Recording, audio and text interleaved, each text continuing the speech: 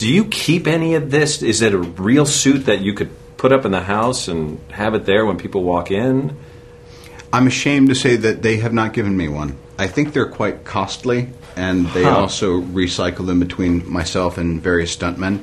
But you sometimes they're Iron... on tour. I am Iron Man. You it's are crazy. Iron well, Man. I'm not actually Iron Man. I'm just me sitting here. Doing your... Yeah, but still. When I start thinking I'm Iron Man, it's trouble at home.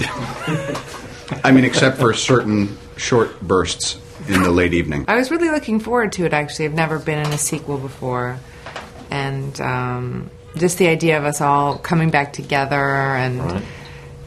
it sort of reminded me of, like, summer camp. You know, I loved the first Iron Man so much. I thought it was so charming and witty and romantic. And your mom loved it too, right? Yeah, right? actually, I had, everybody was going to see Iron Man, and my mom said, "Have you seen Iron Man?" I was like, "Have you seen Iron Man?" She's like, "It's so great." And I thought, you have never read an Iron Man comic, so there must be something to this. And I was just so carried away by it. I thought it was so refreshing.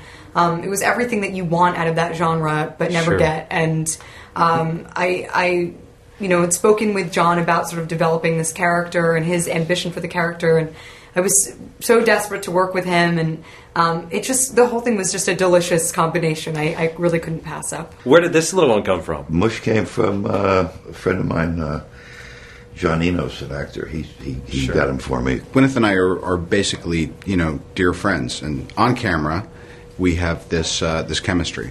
And off camera, I basically just beat her up verbally because it's fun.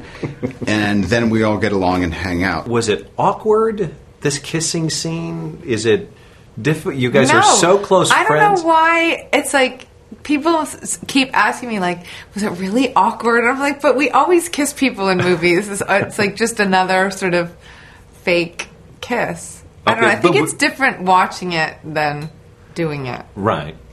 Was Chris on the set? Was Susan on? They were on the set that day. They were on the set that day. Just happened to be there. So does this conversation ever happen? You come home and Chris seems uneasy and you say, "What's the matter, honey?" And he says, "I think it was a little too real, that kiss I saw today on the set." No. Never happens that way? No. All right. Tell me about this experience inside this jail or prison. It was the Russian government was really nice, or the Russian people in the city in Moscow. I was over there for something else, and then when this thing happened, I thought, I want to go see one of the prisons. It's a lot different. You go to a jail here, a prison here, and you hear all the noise and the craziness, and you can smell it. And over there, you don't hear a pin drop. It's really clean. It's orderly. Really? Well, the guards are tougher than the prisoners there, or as tough. I mean, this character is an athlete, and she's a master of hand-to-hand combat, and so you live in that way. You live as an athlete. You train like an athlete. You eat like an athlete. You sleep like an athlete. All of that, you take that on, and so that is certainly a you're dedicated to that. It's a discipline. But yes, as soon as the stunts were over, I just ate like a man-sized cake. I was, just like basically, snorting jelly beans. I was just, I couldn't believe it. It's finally over. Does the word movie star ever pop up in your household and they say something to you and you're like, where did that come from? Yeah, it's really weird. It's very, because for a long time, we didn't even, I was sort of checked out of this whole world and I was just home, and it's weird now to, my daughter asked me the other day if I was a movie star. And? Like, where are you getting this? I was like, I used to be a long time ago. Awesome. Not anymore. And how does Chris explain his status? Does that ever come up? I don't think they've asked. Of course they listen to his music. Sure. But I don't think they get that. No, not as much.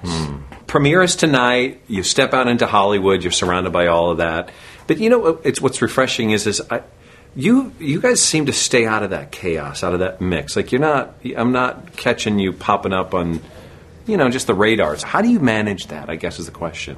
I don't know. I'm a very low-key person. I live a pretty under the radar sort of lifestyle, and I'm a homebody, and all of my friends I've known forever and ever, and I'm a family. So you do your own grocery shopping. I do. Yes, I do my own grocery shopping. all of that.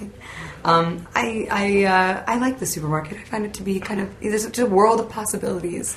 Really? And I've just that's never really been my scene. Maybe that's because I'm from New York and I sort of live that more low key New York kind of lifestyle. The whole Hollywood craziness has never been my bag of tricks, really. My mother, was on the verge of a big movie career in the 70s, and we came along and she kind of changed course. And I think my family, I feel like I'm very lucky because I had a lot of success early on in my 20s, and I kind of was afforded this amazing perspective with that was, it's wonderful, and I wouldn't have changed the past, but it didn't make me happy. It didn't make me feel like a fulfilled, happy woman. And my family gave that to me, and I feel so lucky to have them, and that I was able to have two healthy kids who are funny and great. And I don't want to miss this time with them, but at the same time, I am an artist, and I did miss what I do. So it's just about finding the balance of being able to do a film if it's great, and it works around my family and school and blah, blah, blah, and being home.